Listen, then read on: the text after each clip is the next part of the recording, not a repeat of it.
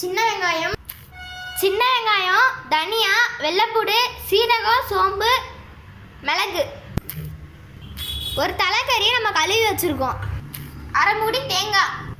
இப்போ நம்ம பேனை காய வச்சு எண்ணெய் ஊற்றியாச்சு. அதில் கொஞ்சம் சின்ன வெங்காயம் போட்டுக்கலாம்.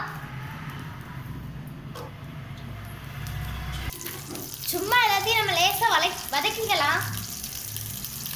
இப்போ தனியா போட்டுக்கலாம். நம்ம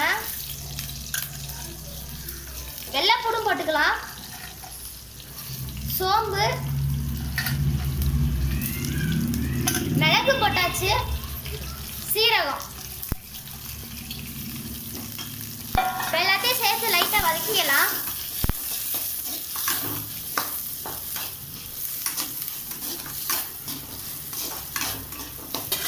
இப்போ நம்ம வதக்கினது மிக்ஸி ஜாரில் மாற்றிக்கலாம். இப்போ நம்ம தேங்காய் போட்டுக்கலாம். அதோட நெல்லிக்காய் சைஸில் ஒரு புளி போட்டுக்கலாம். இது இப்போ நல்லா நம்ம பேஸ்ட்டாக அரைச்சிட்டு வந்துடலாம்.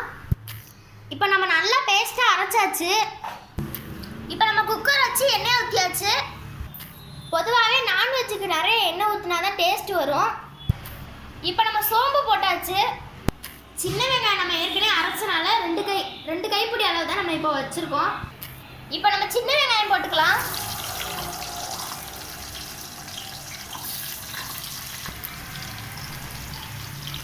இப்போ நறுக்கி வச்ச தக்காளியை போட்டுக்கலாம்.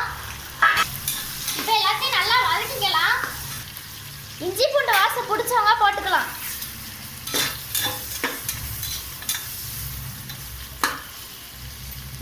நம்ம மஞ்சத்தூள் கொஞ்சம் ஆட் பண்ணிக்கலாம்.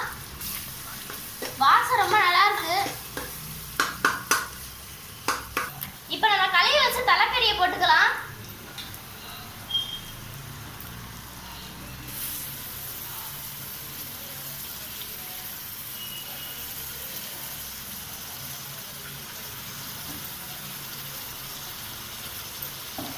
போட்டாச்சு. இப்போ நம்ம குழம்பு தூள் போட்டுக்கலாம். போட்டாச்சு. இப்போ நம்ம அரைச்சு வச்ச எல்லாத்தையும் சேர்த்து நல்லா வதக்கியாச்சு. இப்போ தேவையான அளவு நல்லா தண்ணி ஊற்றிக்கலாம்.